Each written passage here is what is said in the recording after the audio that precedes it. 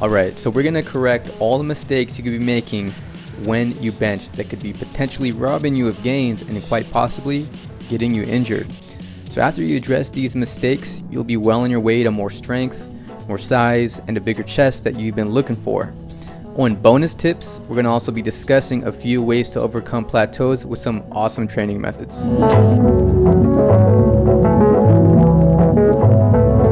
Alright, we're going to start off with bench press, which is one of the most fundamental exercises that is found in the physique building program. There are a few crucial things that you need to remember before you even get on the bench. So the first thing we're going to need is to perfect your setup. Without the perfect setup, your entire lift will be thrown off and you can be leaving pounds on the table, which pretty much means you're not maximizing your fullest potential, which then means you're leaving untapped gains on the table. So first, you want to sit up straight, squeeze your back and contract your shoulder blades downwards, almost like you're pointing your shoulders down away from your ears.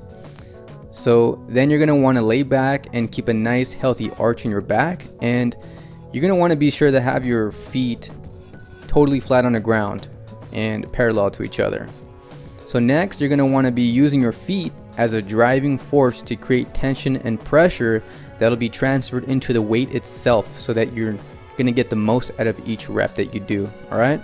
So for this, just imagine driving your feet into the ground, pushing the earth away from the end of the bench press, and then you're going to be using all that driving force that's going to be transferred into your torso and eventually into the weights that you're using for each rep. All right, so remember to keep your glutes on the bench when you do implement this tactic, and also to execute these reps in a controlled way. Now that we have our foot placement down, let's get into the grip placement, which is equally as important.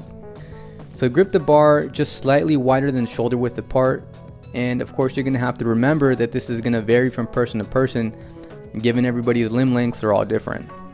So be sure that your wrists are not flexed back when you have that weight on your resting on your palms, and make sure that they remain locked in place throughout the movement with the bar literally in alignment with your wrists and with also the two bones that are found in your forearm, which are the radius and ulna. This is probably one of the most important takeaways when you're setting up your grip, okay?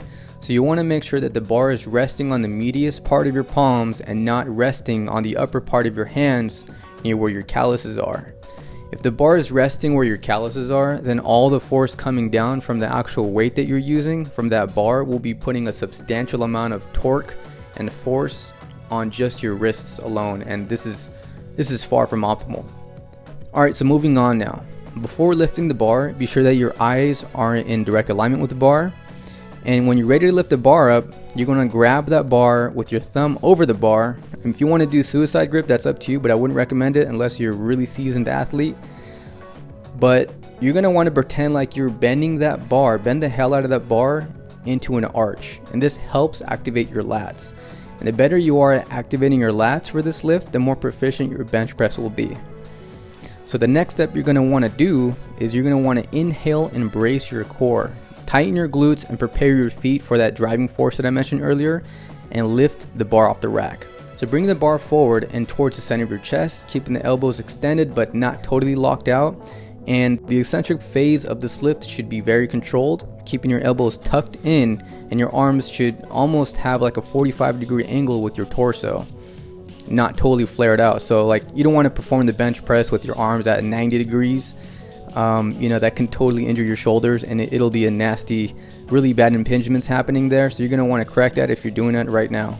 So bring the bar downwards towards your chest in a controlled manner, almost in pretty much alignment with your nipples, and to make sure that the bar gets a nice touch and go and not like a huge bounce from your rib cage. So the concentric portion of the lift will be the portion where you explode. Nice and controlled on the way down and explode on the way up. But like I said, be sure not to bounce the bar on your chest. Push yourself away from the bar rather than the bar away from you, ensuring that your shoulders remain in the proper position rather than lifting off the bench. So let's take a quick look at the bar path. The bar path is lifted in a curvilinear manner until the elbows are fully extended again. Alright, the bonus tips that I was talking about earlier are plateaus and how to get over them. So plateaus are some of the hardest things to overcome in training. So right now I'm going to break down the 3 to 4 ways how you can blast through those plateaus. So what I found in my training is, like I said, there's 3 to 4 main reasons why you're stuck.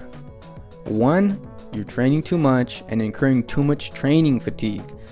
In other words, you're accumulating too much volume and your muscles and central nervous system are not given the proper rest and recovery they need for regeneration. 2, you're not eating enough. To get progressively stronger in your lifts, you're going to need to be nourished properly. I show you exactly how to do this in my physique building program, by the way, so you're going to want to be able to tune your calories very carefully and methodically, as going overboard in your calories and your macronutrients is going to have you be gaining an excessive amount of body fat. And the last step as to why you're not making any gains and blasting through your plateaus is probably because you're not training enough and you're not accumulating the necessary training volume that your muscles need to grow. So in order to address the third reason, here's what we can do. Okay, so the first thing that we can do is increase the number of sets as the weeks go by in your training program. So for example, in the second week, you're doing 4 sets of 8 reps on bench press. Well, in the third week, you're going to be doing 5 sets of 8 reps on bench, and so on and so forth. And another example that you can do is to add a total amount of reps for each lift. So let's say in week 2 you're doing 4 sets of 8 reps. Well, come week 3 you'll be doing 4 sets of 10 reps. And lastly, you can increase your intensity, otherwise known as increasing the total amount of weight that you're doing for each lift. So I like to go in micro loads, like 2.5 pounds or 5 pounds, while still aiming for either 4 sets of 8 on each lift. So what pretty much that means is that you can go like on week 2, you're doing 225 pounds on bench press for 4 sets of 8. Well, the next week you're going to be doing 230 pounds on bench press for 4 sets of 8. So, alright, we're going to be shifting focus to the dumbbell bench press. In order to preserve the most energy at the beginning of your lift, place the dumbbells on your thighs while leaning back to lay down. Simultaneously, raise the dumbbells up above your chest and rotate your wrists until the palms are facing away from your face. Similar to the barbell bench press, there's going to be a healthy arch in your back, and your foot placement will be like that of the bench press. You're flat on the ground and parallel to each other, of course, enabling you to use that driving force that you develop that's going to be driving into your legs and through your torso and into the dumbbells. So maintain full control of the dumbbells, bring them slowly down, and then of course, just like bench press, keep your elbows tucked in at a little bit like 45 degrees throughout the whole movement. And make sure to get a nice stretch in your chest as you lower the dumbbells. I personally like to go until my arms are about parallel to the ground. And of course, explode up, making sure that you contract your pec fibers, but of course, not to lose control of the dumbbells. And you're gonna want to make sure that you're finishing the movement off right. So pay attention on how I end this workout. I don't throw the dumbbells on the left side or the right side of me because it could totally throw off my rotator cuff and I can get severely injured, especially if I'm doing really, really heavy weight. Instead, what I do is I bring them back to my thighs a little bit slightly above my knee, and then I put them down.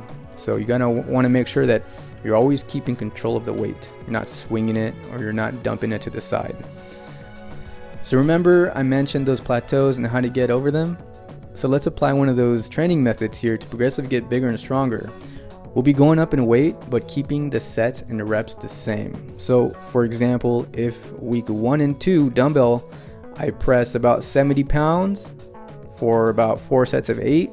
Then on week 3 and 4, I'll be adding 5 pounds to that press with about 75 pound dumbbells. And of course, week 5 and 6, I'll be doing 80 pounds. And then of course, week 7 and 8, I'll be doing 85 pounds for 4 sets of 8, and so on and so forth. So just take note that it'll be hard to jump up by 5 pounds at a time, especially with dumbbells. It's going to be a lot more harder than if you're going to be doing that with squat or a deadlift. So if you can, it'll be a little bit better to incrementally increase your weight. So if you can find a set of 72.5 pound dumbbells, then that'll be a better option for you to jump through rather than jumping up a whole 5 pounds. Alright, so this is just an example of how to increase loading with absolutes. You can totally apply this to your own exercise or any exercises and customize them to however you want to increase your loads and doing it safely. And of course, remember that some muscles can only tolerate only a small increase in weight at a time, and that's where the beauty of physique building comes in. The RDS Physique Building Program helps you incorporate these little increases in load, which pretty much brings up your lagging body parts, and it's going to be blasting you through your plateaus and of course methodically carving your physique out. Alright, so moving on to the chest fly. Adjust the seat so that when you grab the handles, your arms are parallel to the ground. Grab the handles and keep a slight bend in your elbows and bring the handles together and squeeze your chest. At this point, when you're bringing the two handles together of the fly machine, you can actually straighten out your arms so that the bend in your elbows are pretty much gone. And what this will do is it'll allow you to have a maximal contraction throughout your chest. And when you're done with this portion of the movement, slowly return to the starting position. But of course, don't allow for the weights to control the movement, even though this is on a machine and it's easy to let go of the tension, especially when you're tired. So be sure to keep the tension throughout the movement. Alright, so the last way to increase load is by using the target rep zone, which I used to train for years. I used to do this as well. So let's say your training zone is reps 6 through 12. Alright, so if you apply this to the machine fly, then on week 1, you'll be doing 4 sets of 6 reps of 80 pounds. Week 2, you'll be doing the same amount of sets, but for 8 reps. And for week 3, 10 reps. Week 4, you're going to be doing 12 reps. So once you've reached your target rep zone, then you will be increasing the weight the following week and start over at 6 reps until you reach 12. So you can be increasing the weight of 80, you're going to be going to 85 or 90 pounds and so on and so forth.